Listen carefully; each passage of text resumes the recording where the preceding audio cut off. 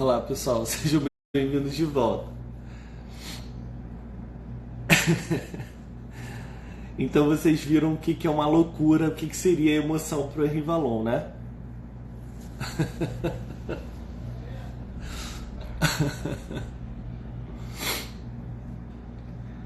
E foi assim que eu me livrei de um assalto igual um maluco.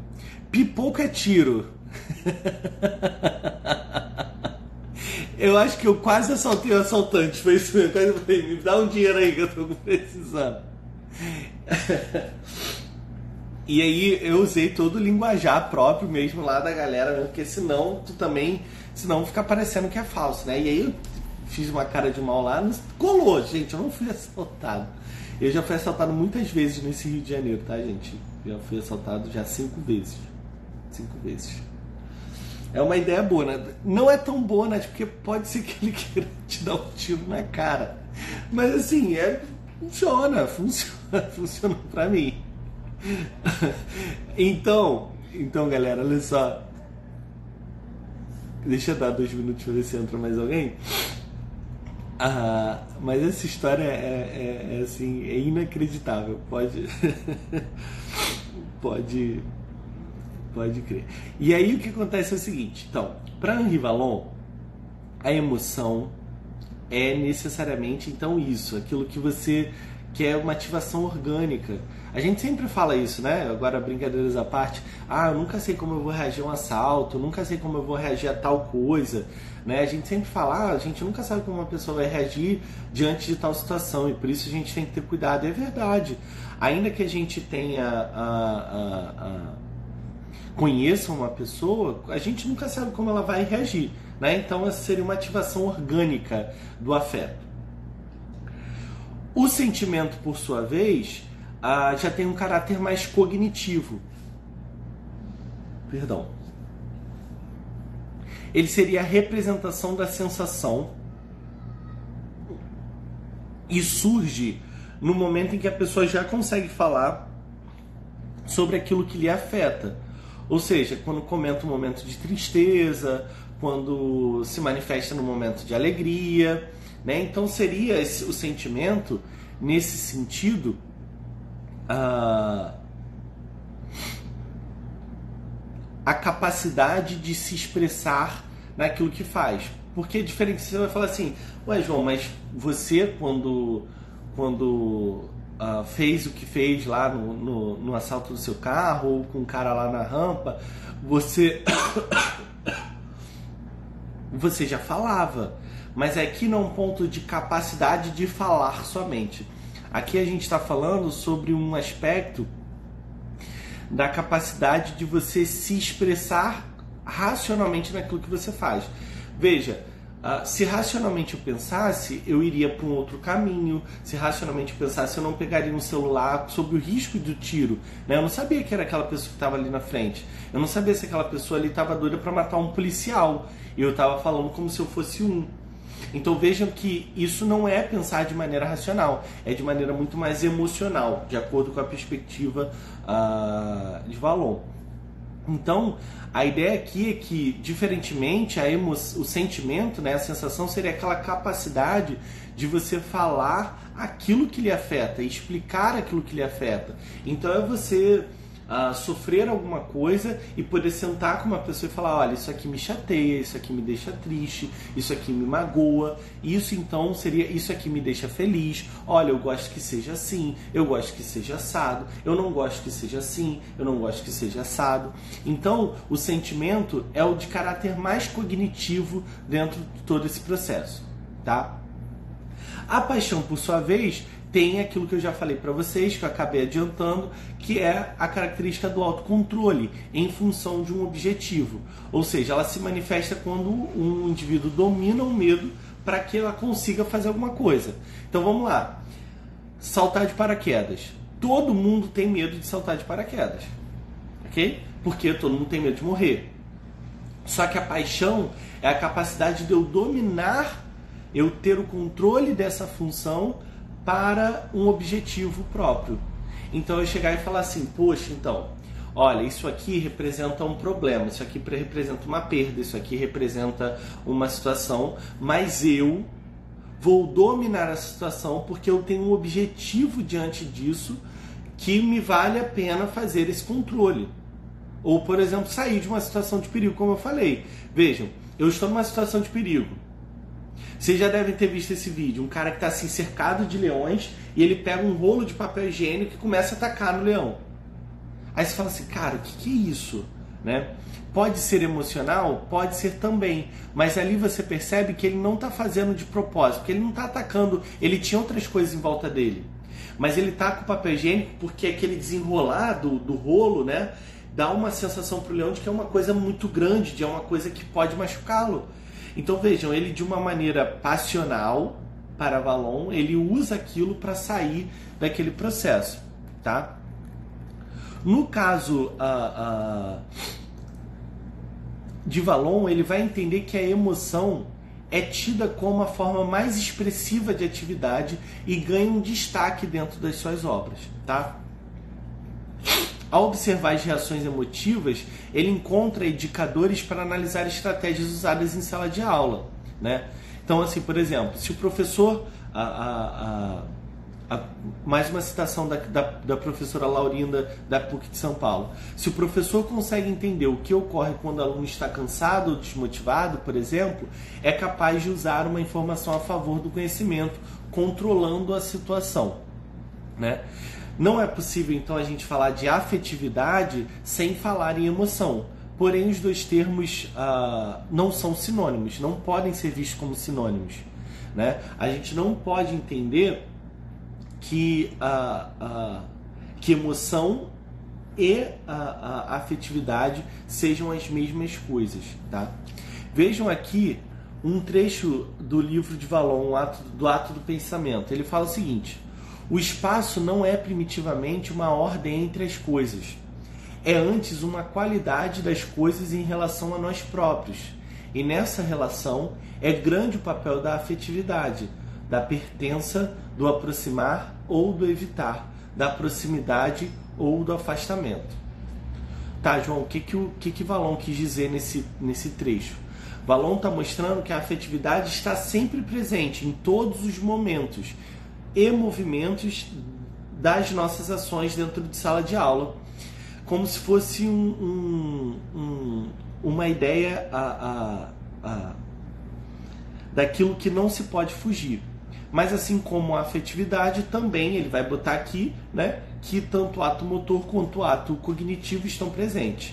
E aí, para Valon, o espaço propriamente permite a aproximação ou o afastamento em relação às sensações de bem-estar e mal-estar, né? É importante então que a gente entenda que a escola, a sala de aula, o seu ambiente homeschooler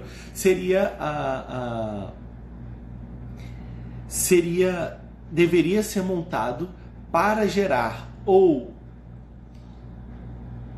uma aproximação ou um afastamento, né?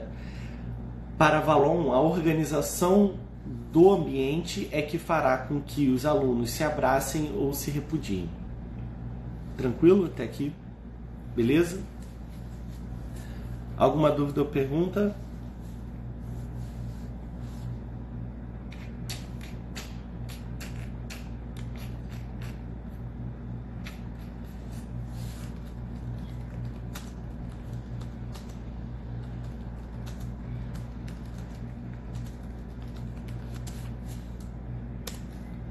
Foi? Mais alguém tem alguma dúvida?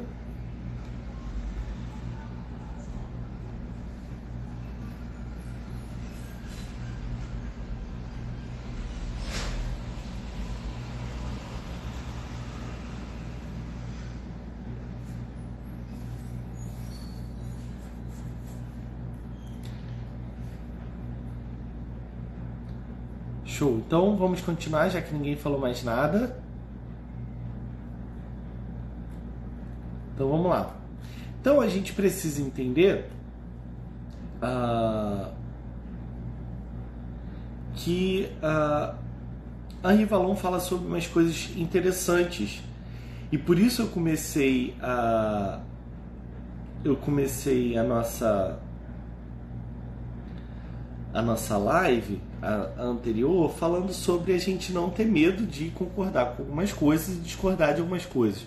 Porque talvez hoje a principal pergunta que está na cabeça de vocês é: poxa, João, o que aí a gente difere? O que está de errado?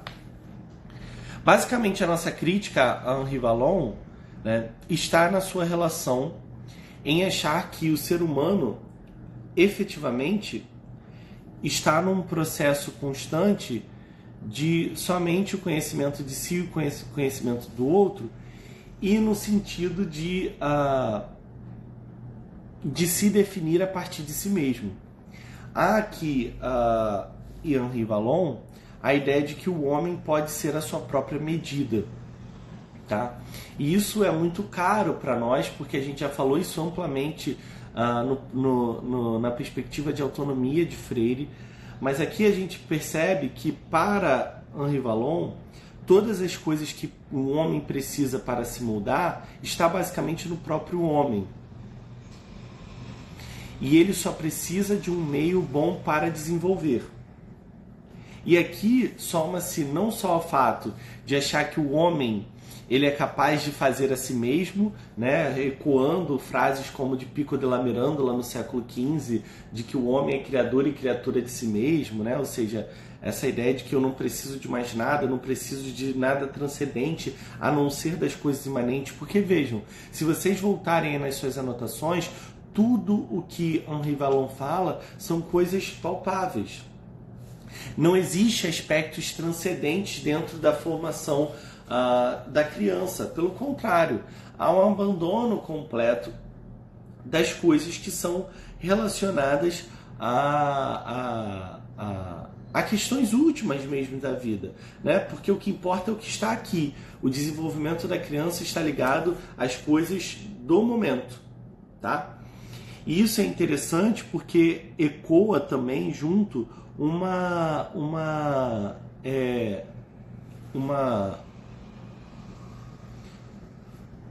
visão darwinista, né, de vida. Ou seja, a ideia de que o homem, assim como qualquer outro animal, tem todas as suas capacidades evolutivas dentro de si, e o meio há de selecionar, e um bom meio, né, veja, um meio propício há de selecionar as crianças para o maior desenvolvimento. Então vejam, a afetividade se desenvolve num meio, né? E ele vai falar, como a gente leu ali agora o trecho do livro, e determina o que há: afeto ou repulsa, abraço ou afastamento. Então vejam que um meio propício, irá selecionar os mais aptos. Entende? Há aqui uma distinção entre os homens, porque os homens que estão desenvolvendo corretamente são homens melhores, são homens mais elevados, enquanto os homens que estão em ambientes não favoráveis são homens menos elevados. E quais seriam esses ambientes mais elevados? Aqui, basicamente, se vocês prestarem atenção, ele está falando da noção em que o aluno começa a compreender a sua posição entre os outros, né? E, basicamente, isso vai desembocar lá na última etapa, que é a da puberdade e da adolescência, onde ele começa a questionar valores, a ter ambivalência de sentimentos, a começar a separar daquilo que é fundamentado na sociedade, ou seja, exatamente uma estratégia marxista do novo homem, daquele homem que não pode mais se adequar àquele meio, mas o próprio meio irá transformá-lo em um homem melhor. E olha, qual seria o meio de maior afetividade, se não no meio onde não há desigualdade? Se não no meio onde não há hierarquias? Henri Vallon também irá defender que o professor não deve ser uma figura opressora. E aí, efetivamente, veja, a ideia da opressão é a ideia do ambiente que não favorece na formação do aluno. Já a ideia da ausência da opressão fará com que o aluno possa se desenvolver bem. Ok? Então, se der errado essa educação, então não é culpa do aluno, e sim do meio. Sim. Ok? É porque você, professor, mãe, não soube desenvolver as competências necessárias ou desenvolver um ambiente necessário para toda a potencialidade da criança. Então a criança perde a sua responsabilidade nesse sentido, e os outros são culpados basicamente, ou o meio não favorece. Conseguem compreender isso? Talvez vocês não estava claro para vocês como eu faria a crítica do Vallon. Tô certo? Né? Porque talvez parecia uma coisa tudo muito bonita. Além disso, um problema de Vallon, como eu disse para vocês, eu não vou me dedicar muito a isso aqui, porque a gente vai falar com mais exaustão, com mais exaustividade, na live de hoje à noite, por isso você não pode perder. Mas é a questão do afeto, o que é efetividade. Para Vallon, o afeto é necessariamente mecanismos biológicos e cognitivos que o homem vai escolhendo e vai trazendo para a sua vida. Para nós, os afetos são aquilo que determina o que amamos, como amamos e por que amamos. Tá? Então, para a perspectiva cristã clássica, o afeto não é somente aquilo que nos faz tomar decisões baseadas em questões racionais ou não, mas o afeto é aquilo que nos faz, aquilo que determina o como o nosso coração ama e determina então por que a nossa vida funciona do jeito que funciona, a partir das suas prioridades estabelecidas. Santo Agostinho vai explicar isso depois, tá? O que seria um professor opressor? O professor opressor é aquele que funciona como se fosse um dispenseiro, aquele que tem o conhecimento para passar e o aluno é totalmente passivo dentro do processo, tá? E a ideia então de um professor que é muito maior do que o aluno, beleza? Isso seria um professor opressor em linhas gerais. Então, Henri Vallon ele vai trazer ideais de uma educação que possibilitará a revolução, né? Então, se nós temos um ambiente de igualdade, um ambiente onde as pessoas não têm mais a opressão capitalista, nós teremos então uma boa educação. O ambiente ideal para Henri Vallon seria o ambiente da ditadura do proletariado, ok? A ditadura do proletariado que hoje acontece, por exemplo, em ambientes como Cuba, Coreia do Norte, Venezuela, tá? Esses países vivem na fase da ditadura do proletariado, que é uma ditadura por tempo indeterminado para que se crie uma consciência de comunismo e então não exista mais Estado, autoridade e tudo mais, tá? De fato, nenhum país chegou ao comunismo porque nenhum país viveu com a ausência do Estado. Todos eram com estados gigantes. É porque, na verdade, nunca se chega nesse estado. Tá bom? Bom, vamos lá. Dúvidas, perguntas, questionamentos?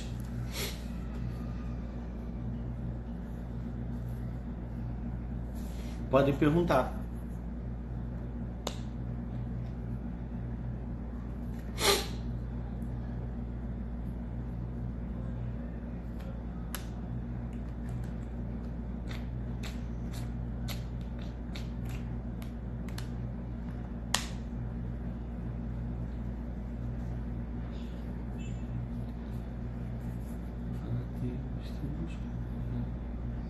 Nunca saí dessa etapa. Nunca saí dessa etapa, é verdade. Nunca. Não tem como. Como iniciar a educação clássica para crianças de 2 anos? Não inicia. Tá? A educação clássica pressupõe, primeiro, voluntariedade no ensino. E isso, no mínimo, tem que começar a partir dos 3 anos, 4 anos de idade. Tá? Beleza? Antes não dá. Não precisa se preocupar. Faça coisas normais, como ler para os seus filhos, não expô-los a telas, a muitos frames por segundo, ensine valores, seja uma boa mãe, repreenda. Lembra que só repreende quem ama, então repreenda veementemente, leve-o à igreja todo domingo, pelo menos, ensine esses valores ao seu filho desde pequeno, que aí depois a gente entra em um processo da educação clássica, tá bom?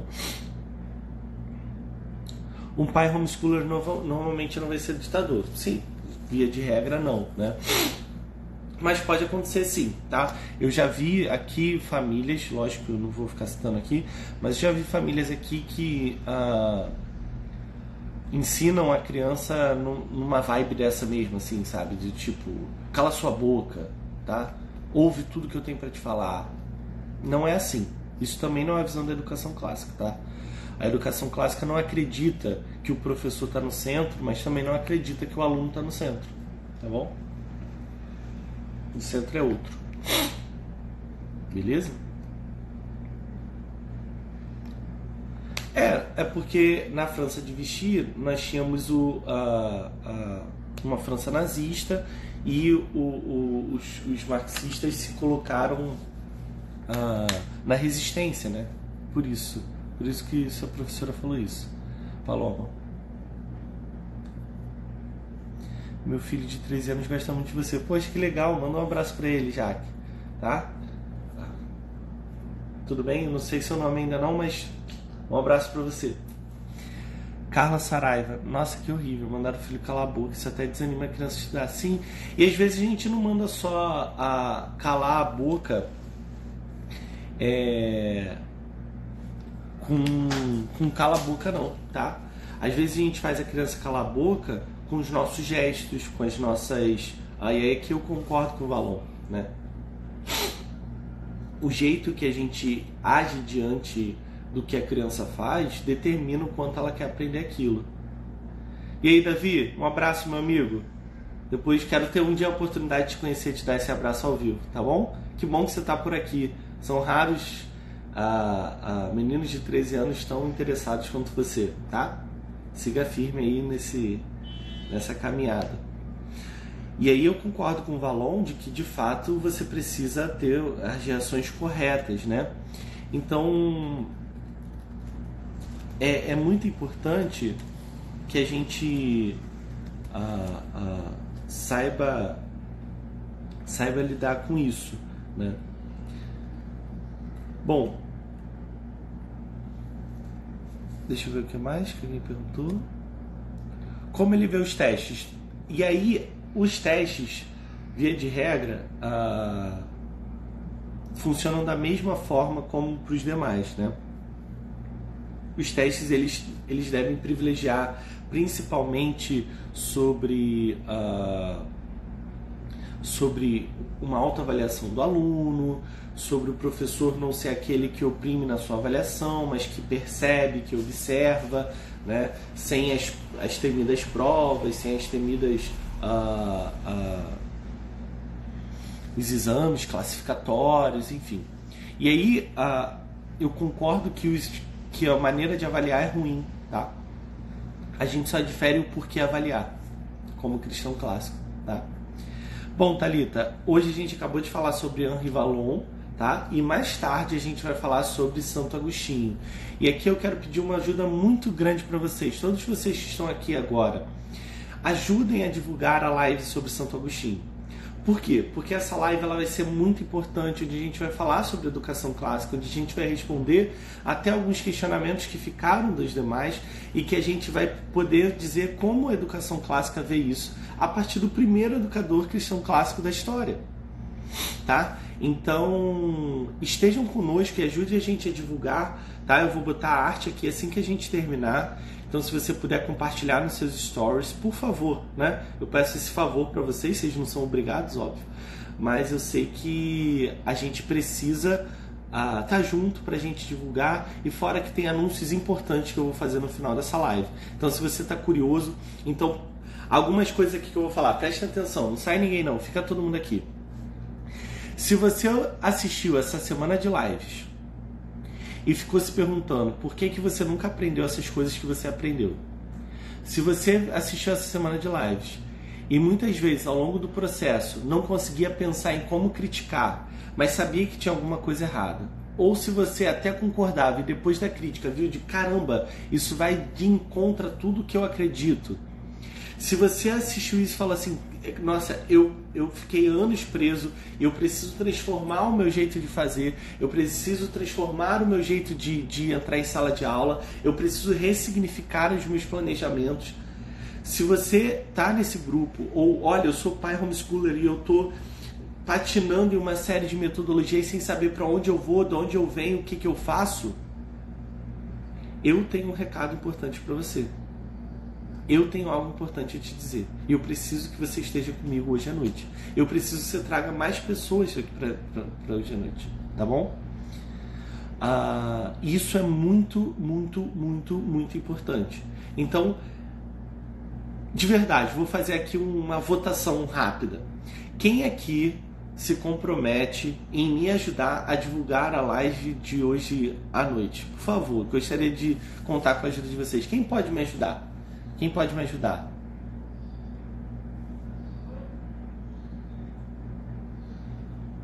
Quem aí se propõe a ajudar a gente a fazer esse movimento da educação clássica crescer, a desenvolver?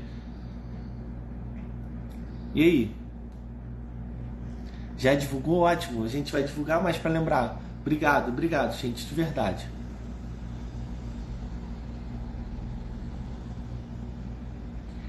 Paloma, pede para ele assistir a live de hoje e depois ele vai no meu canal no YouTube. Ele com certeza vai ter muita coisa. Show de bola, Monique. Obrigado. Miri, Nath, Cid. Ótimo. Eu vou mandar arte. Se alguém quiser arte também, pode me chamar depois ali no privado que eu respondo. Obrigado, Meriane. Obrigado, gente. Obrigado de verdade. Então, assim, eu conto com vocês para ajudar a divulgar. A gente precisa fazer esse movimento. Então, vejam, olha que interessante, né? A gente muitas vezes, e eu sempre falo isso aqui, muitas vezes a gente está sempre pronto para criticar a educação. Olha que absurdo, marxismo, não sei o que, e não sei o que lá, e ideologia de gênero, blá, blá, blá, blá. A gente sai vociferando um monte de coisa. E Paulo Freire tem que estar aí, tem que explodir, blá, blá, blá. Só que quando a gente chega num processo onde a gente pode ajudar, onde a gente pode fazer com que as pessoas abram os olhos, porque muitas vezes as pessoas, a Lenine está aqui como prova, eu já palestrei na escola dela, uma escola estadual falando sobre a educação clássica, e eu falei isso, inclusive lá teve até um quiprocó com uma professora lá que defendia o Paulo Freire e tal, e aí o ponto eu falei assim, só existem duas pessoas que defendem Paulo Freire, as que por ignorância, né, só tiveram contato com Paulo Freire, isso acontece em muitas formações de professores em muitas graduações, ou aquela pessoa que é desonesta o suficiente para defender o Paulo Freire. Então, existe um grupo que a gente pode salvar, existe um grupo que pode aprender sobre essas coisas, existe um grupo que até mesmo critica, mas não sabe por que critica. Então a gente precisa divulgar isso, é por isso que eu estou convocando vocês, para que a gente consiga pegar todos esses conhecimentos que a gente viu. A gente teve Montessori, a gente teve a Jean Piaget, Paulo Freire, agora o Vallon, e a gente viu que todos eles têm um problema. E essas 4 pessoas, se a gente for somar aqui Vygotsky, Freinet e alguns outros que a gente possa não ter falado, nesses 4 aqui, via de regra, são os que mais são citados, os que mais são aclamados dentro das academias e dentro das escolas. Se você fizer um estudo, pegar 50 projetos político-pedagógicos de escola, um deles pelo menos vai estar citado. Pelo menos. Então, se a gente está aqui com um problema com eles 4, qual é a resposta que a gente vai dar? E para essas pessoas aí, né, para os nossos amigos de graduação, para as nossas pessoas, qual é a resposta que a gente vai dar para eles? Então, estar hoje à noite é a gente, além de tudo, é a gente conseguir fazer com que as pessoas alcancem aquilo que elas precisam para se libertar desse processo. A live de hoje vai ficar salva, eu tenho um compromisso hoje que não posso faltar, mas gostaria muito de assistir a live depois. Sim, a live fica salva por 24 horas. Então, quando você chegar do seu compromisso, ou até mesmo amanhã, no domingo, ao longo de todo o dia vai estar disponível, tá? Viu aqui, ó, o João tá falando, não, 40 pelo menos, já fiz essa pesquisa. Então, veja, Pode deixar, Lenine, vou mandar lá pra gente divulgar no grupo do Telegram, tá? No nosso grupo de formação de professores de pedagogia cristã clássica. Tá ótimo.